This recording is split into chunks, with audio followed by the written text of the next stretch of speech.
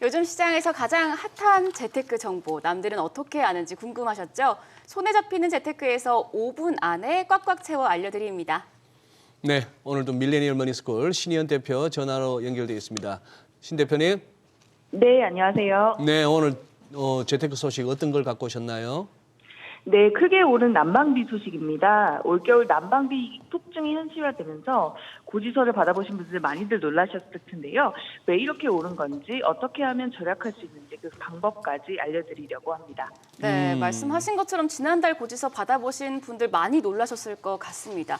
아파트 관리비가 전달에 비해서 한 2배 이상 올라서 관리 사무소에 관련 문의가 빗발치고 있다고 하는데요. 특히 난방비 영향이 컸다고 해요. 네, 30평대 아파트 난방비가 월 50만 원이나 나오는 그야말로 난방비 폭탄을 맞았다는 사람들이 많은데요. 이제 난방비가 크게 오른 여파로 관리비가 지난해 같은 기간보다 80%나 급등했다는 사례가 속출하고 있습니다. 기존에 3만 원 정도 하던 난방비가 예를 들면 12만 원 정도까지 오른 셈인데요. 한파까지 겹치면서 가계 부담이 크게 늘어나고 있습니다. 그래요. 지금 신 대표님 아파트 관리비 말씀하시면서 난방비 폭탄하셨습니다만 사실 이거 오늘 주제하고는 좀 벗어납니다만 아파트 관리비 이거 좀 진짜 이거 주민들이 관심 갖고 한번 뜯어보고 한번 따져보면 이거 문제 많습니다. 아무리 아껴봐야 이상하게 줄일 수 없는 공공 부담인가 이런 걸로 해서 어디도 자, 그 정도로 하고요. 아니 작년부터 도시가스 요금이 꾸준히 오르고 있는데 또 오른다면서요. 네, 맞습니다. 도시가스 요금 인상률이 최근 1년간 무려 38%나 올랐는데요. 작년에 이미 4월, 5월, 7월, 10월 도시가스 요금을 4차례나 인상했고 올해 1분기는 동결이 결정났지만 이번에는 전기요금 같은 또 다른 공공요금이 인상을 앞두고 있습니다. 그럼 왜 이렇게 오르는 거냐 봤더니 러시아 우크라이나 전쟁 영향으로 천연가스 수입 가격이 급등했습니다. 여기에다가 원달러 환율까지 오르면서 안 그래도 비싼 천연가스를 더 비싼 가격에 사오게 되는 건데요. 이렇게 요금을 올려도 가스공사는 영업 손실을 내는 구조이기 때문에 문제가 심각한 상황입니다. 실제로 국제 LNG 가스 가격은 1년 만에 무려 40%나 뛰었다고 하고요. 우리나라는 2021년 기준 세계 천연가스 수입 3위 국가입니다. 부담을 고스란히 떠안을 수밖에 없는 실정입니다. 그런데 난방비의 한 축이기도 한 전기요금도 불안한 상황이죠. 지난해 한전체 논란으로 인해서 인상이 불가피한 상황 아닙니까? 네, 맞습니다. 전기요금 인상률도 9.5%가량으로 1980년대 이후 최대의 인상폭을 보일 전망입니다. 한전의 막대한 적자를 해소할 유일한 방안이 지금 전기요금 인상인데요.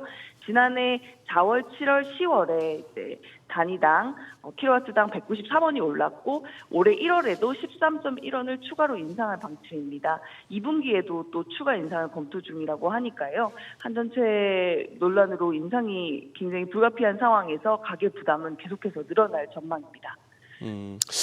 올겨울이 예년에 비해서 유난히 춥다 보니까요. 또 이렇게 취약계층에 대한 또 이렇게 사회적 관심이 좀 필요한 그런 상황입니다. 혹시 이 정부에서 이 취약계층에 대한 난방비 부담 완화 대책 이런 거 준비하고 있는가요? 네, 지난해 설 연휴 민심이 난방비 폭탄에 대한 불만으로 좀 가득했던 걸로 보이는데요. 여당은 부랴부랴 에너지 취약계층 지원을 검토하겠다면서 성남 민심을 진화하는 데 나섰습니다. 야당도 정부가 재난예비비를 편성해서 난방비 급등을 지원해줘야 한다고 목소리를 높이고 있는데요. 지금 현금처럼 쓸 수 있는 취약계층을 위한 에너지 바우처 지원을 늘리고 한도를 상향하는 방안을 검토 중입니다. 지원 대상이 되는 가구가 직접 신청해야 된다는 한계가 있는데요. 그래도 등유 바우처 가구당 평균 지원 단가가 기존 31만 원에서 64만 1천 원 정도로 대폭 늘어나는 등 혜택이 있으니 좀 알아보시고 신청 대상이 되시면 활용하시면 좋을 것 같습니다. 아직 겨울이 끝나지 않았죠. 추가적으로 난방비가 오를 수밖에 없는 상황이라면 따뜻함은 유지하면서 난방비를 좀 절약할 수 있는 방법도 소개를 해주세요. 네, 일단 기본적으로 우리나라는 실내 온도를 좀 다소 높게 유지하는 측면이 있는데요. 가벼운 경량 패딩이나 가디건 같이 따뜻한 옷을 하나 더 입고 실내 온도를 조금 낮게 하는 게 절약에 도움이 됩니다. 또 보일러를 자주 껐다 켰다 하는 대신에 낮은 온도로 장시간 켜두는 게 방을 데우는 에너지를 오히려 덜 쓰게 합니다. 그리고 외출할 때도 외출 모드로 해두면 이번 주처럼 추운 날 보일러 동파로 오히려 더 큰 돈이 들 우려도 이제 방지할 수 있고요. 또 보일러 업체들도 외출 모드 이런 기능을 조금 현실적으로 바꾸는 게 좋지 않을까 하는 생각이 듭니다.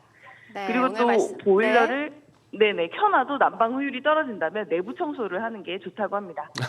네, 알겠습니다. 오늘 말씀 잘 들었습니다. 네, 감사합니다.